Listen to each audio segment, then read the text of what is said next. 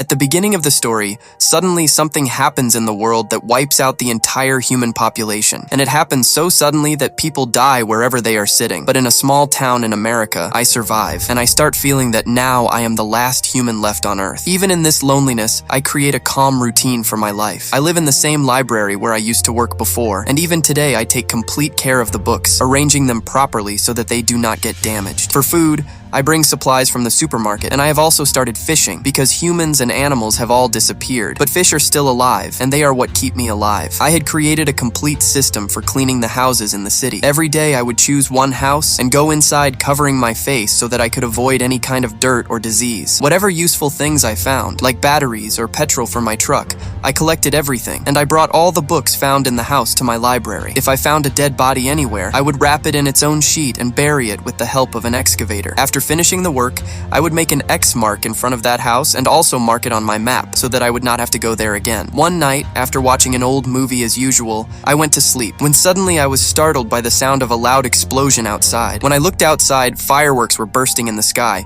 and at that very moment, I realized that maybe someone else besides me was alive in this world. The next morning, I went toward the city to investigate this, and there I found a crashed car. The girl driving the car, Grace, was lying unconscious because she had been drinking alcohol. Looking inside the car, I understood that she was the one who had set off the fireworks, and she also had a gun with her. After some time, Grace regains consciousness in an unfamiliar house, with a bandage tied around her head. After vomiting, she tries to open the door, but the door is locked, and I stand outside and question her. Grace tells me that she has not seen any other human, and that she herself does not know how she survived. Hearing her words, my own experience comes back to me, because something similar had happened to me as well. She also tells me that she found the gun on the road, and had kept it only for her safety. I did not want Grace to stay there, so I had prepared a car for her. I told her that I would open the door only if she promised to come out after counting to 100. But Grace broke the promise, and opened the door immediately, which made me panic and run out of the house. I gave her the car keys and left from there without listening to anything she said,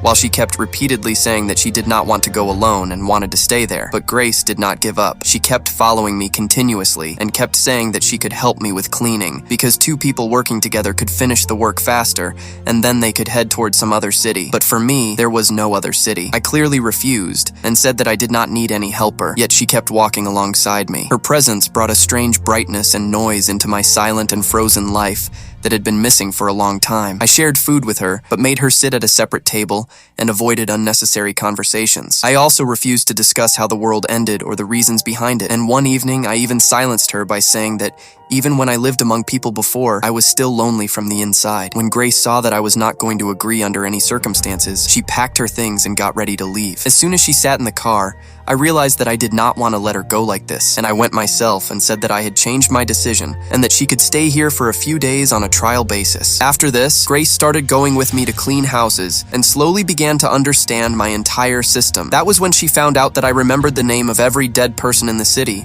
and also knew who had borrowed which book or whose late fees were still pending. When it came time to bury the bodies, Grace felt that I was very stone-hearted because I never said anything in memory of the dead. She told me that whenever she found a body on the road, she would hold her breath for 10 seconds in their honor. Just to keep her happy, I started doing the same along with her. Sometimes I would say that I missed the earlier piece, especially when Grace kept talking continuously while shopping or played very loud songs in the truck, but even then I never stopped her. One day when Grace saw that I was not in the library, she went into my office. There she saw that I had carefully preserved the photographs taken from the houses in files, arranged in a strange but very orderly system. Seeing all this, she got scared and found it all a bit disturbing. To calm her mind, she left from there and went out cycling. Just then, she heard sounds coming from inside a house, and when she went inside, she was shocked because there was a dog alive there. She brought it with her to the library so she could keep it. I was not happy about this, but I still suggested a few names for formality, and in the end, we started calling it simply Dog. Slowly, Grace and I started getting closer to each other. We began eating at the same table, and she shared stories from her childhood, like how she once had 2 goldfish, but she still avoided tying her hair up because she did not want me to see the mysterious mark on the back of her neck. A few days later, we saw that the dog was tearing a book, and seeing this, I got irritated. I told Grace to clean up and took the dog outside myself, but then the dog bit me. Grace immediately cleaned my wound and stitched it, but after that incident, anger toward the dog settled inside me. On top of that, Grace's excessive affection for it started bothering me even more, and my silent resentment slowly kept growing. The next morning, when Grace woke up, the dog was missing, and she could not understand how this had happened because because she had tied it up. When we searched for it throughout the city, I finally admitted that I had untied it to let it urinate. My words clearly sounded like an excuse, and Grace immediately understood that I had deliberately let the dog run away. She became furious, and when we returned to the library, she drank alcohol and threw out all my photo files. Grace accused me of seeing people not as humans, but merely as objects. She reminded me that even in my old life, I had already been a bitter and lonely person, while she had been happy, and in this catastrophe, she had lost everything. Hearing all this, I broke down and went to sleep with heavy guilt. The next day, as an apology, I showed her my secret greenhouse and allowed her to take care of the plants. Along with that, by giving her permission to clean houses alone, I also made it clear that her trial period was over, and now we were equal partners. Now we both started working equally, and Grace also began helping me with cooking, yet she still kept hiding the mark on the back of her neck from me. One day, she found a pair of walkie-talkies in a house, through which we could talk to each other even while staying apart. Around the same time, one day Grace found a house that was not marked on my map at all, and as soon as she went inside, I angrily reached there and clearly told her that she should not come there. I did not want to clean this house, and then Grace understood that this was my old home. When Grace asked me the reason, I told her about the first deaths I had seen, and they were small school children. Finally, I broke down, and with Grace's help, I agreed to clean my own house. Burying my own mother was far more difficult than burying an unknown body, and this time, while saying goodbye, I held my breath for more than 10 seconds. This moment was the heaviest for me, because for the first time, I had fully felt my pain. When the cleaning of my house was finished,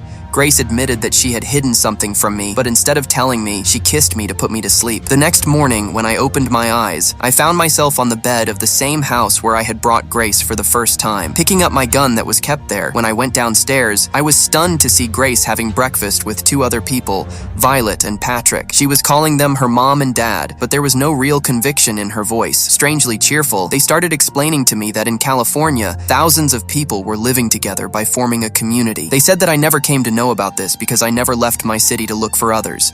Otherwise, I would have seen their signs on the roads. Hearing this, anger filled inside me, because Grace had made me feel that we were the last humans left in the world. Without listening to anything, I ran out of the house, and Grace kept following me, trying to explain that they were not her real parents, but two strangers whom the community had chosen as her new parents. She also started saying that the two of them were not even husband and wife, and that she felt they were strange and crazy, but I did not care about any of it. I left Grace there and went to the library. Meanwhile, Violet told Grace that now she would have to go with them to California because she could no longer live alone and they had to become a real family. Before leaving, Patrick came to me at the library and invited me to come along as well, saying that people like me were badly needed there. He told me that a team of doctors had discovered new ways to manage and change the human mind, but I had no interest in these things. While leaving, he wrote his address in a book and left it there so that if I ever changed my mind, I could reach there. After some time, Grace left the city crying, along with Violet and Patrick. While leaving, she kept looking at the marks on the necks of her new parents and silently wondered what was going to happen to her next in California. I tried to return to my old routine, but now the same loneliness and silence started hurting me from inside. The quiet that once gave comfort had now become a burden, and in anger, I started throwing things at my old house to vent my pain. All night, I kept seeing dreams of Grace, and as soon as morning came, I took out all the photo files. I kept looking at each face, and everything came back to me. Their names, their work, their nature, and which books they liked. That was when I understood that I had never truly been alone, and now living like this was not possible for me. Restless, I started searching inside the library for the address that Patrick had left, and this time, for the first time, I kept throwing books here and there without caring about them. The journey to California was very long and difficult, but I did not give up. Whenever I found the road blocked or the vehicle ran out of petrol, I found another vehicle